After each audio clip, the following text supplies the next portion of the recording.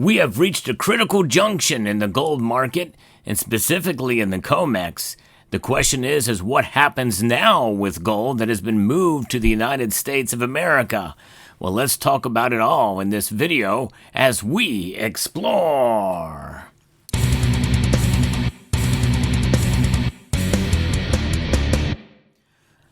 Gold has been moving at an incredible rate. Some new numbers have come out that I'm going to talk about here in the video. But before we get there, I want to remind you that gold, even though it's reached an all-time high, seems like it just keeps on hitting. It's almost like old news now. Every time there's new news about gold reaching an all-time high.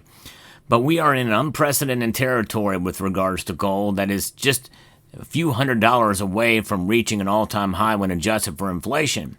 Notwithstanding, anybody and everyone can still get in on the action and get a little bit of gold.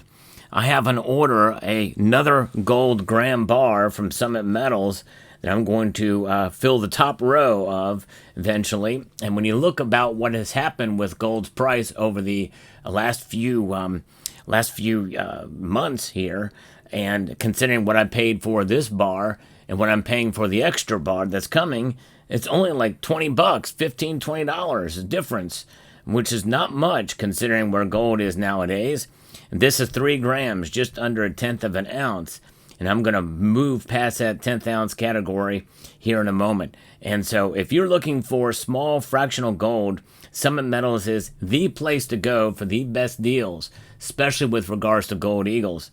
So check them out, summitmetals.com. They are the channel sponsor. So always keep in mind that before you make a purchase is to do your own due diligence research and see what's right for you. However, Summit Metals has proven themselves to be a low-cost leader for many products, but also, more importantly, their service is quite extraordinary.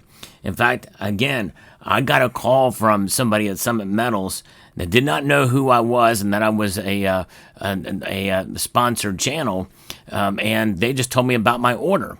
I'll very often do that to kind of test and see how the process goes, as if I'm just a regular individual. And I have been very pleased with their communication. Not only will they email, but they will call as well if there's ever any issues or just to confirm certain things. So check them out at summitmetals.com. Let's get into what's going on here with this. This is an Australian news source. This is how far and wide this is reaching. Even though this really does not have much to do with what's going on in Australia, yea, though gold in Australian dollars is rocketing up, and so is silver. But we're wanting to know what's happening next for the gold market. Well, if gold is excluded from U.S. import tariffs, some gold bars may return to London as arbitrage opportunities reverse, according to Ole Hansen at Saxo Bank. If that's confirmed, I see no reason why some of those bars should not head back to London, potentially creating a dramatic two-way flows in the physical market.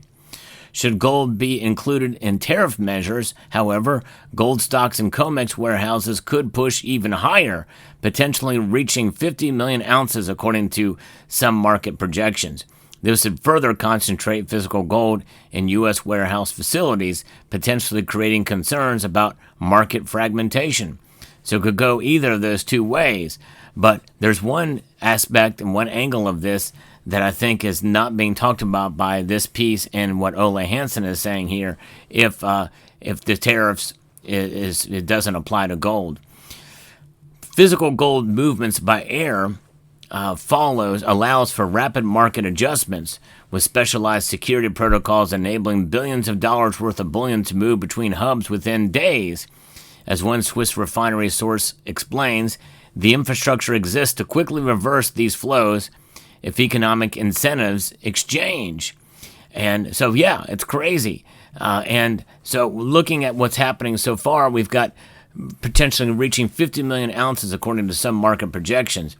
If we see gold stocks in the COMEX warehouses push even higher, it could further concentrate physical gold in the U.S. warehouse facilities, potentially creating concerns about market fragmentation. And that is key. That might be on purpose, as has been alluded by others, and myself included, And the key words there are sovereign wealth fund, which will be created within the year.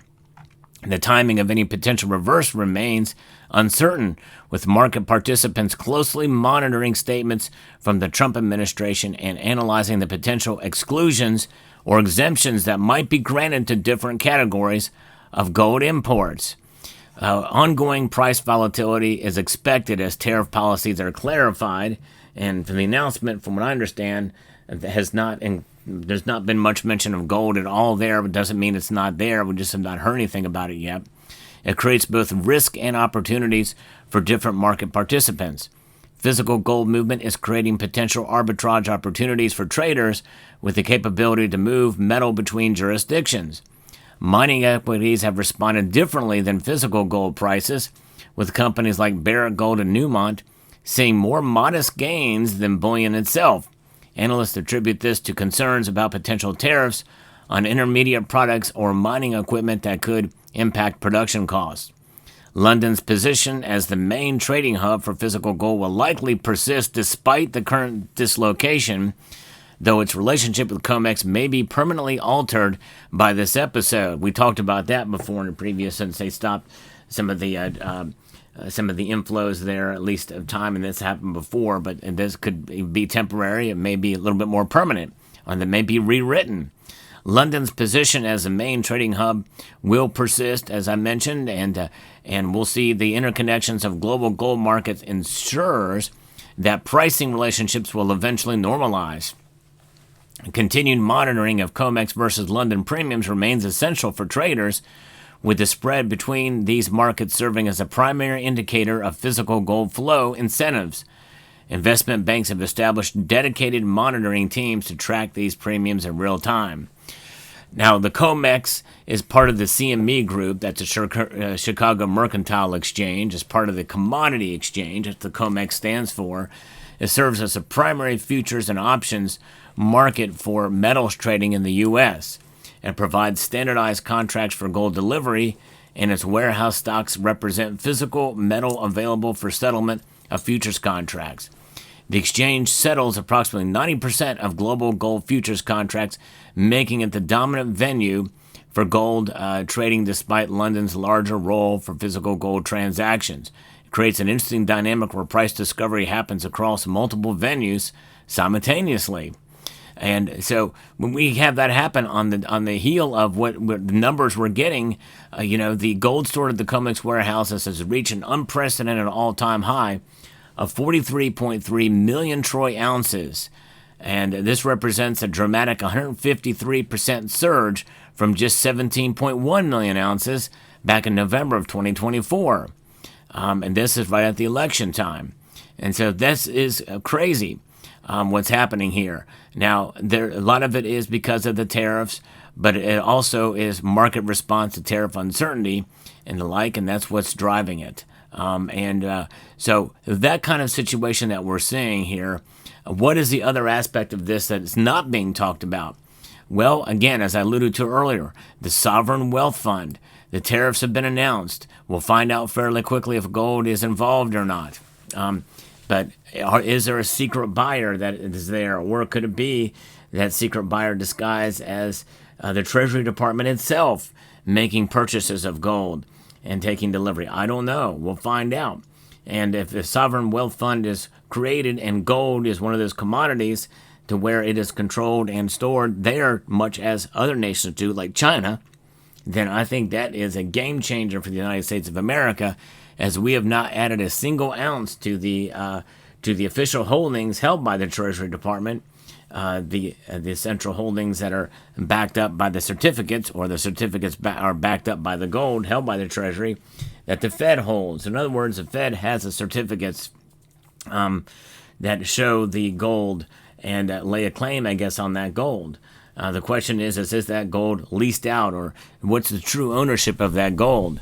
A revaluation very well could occur with the gold held in Fort Knox and our other gold reserves, quite possible. And we use that to leverage to buy Bitcoin, which is what has been proposed. And that is something that is likely could come. But what about other gold that is accumulated through the Sovereign Wealth Fund?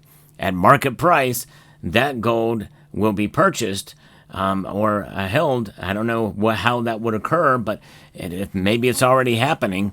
And then that gold being held is separate and outside to be able to further strengthen the United States of America. So we'll see how that plays out.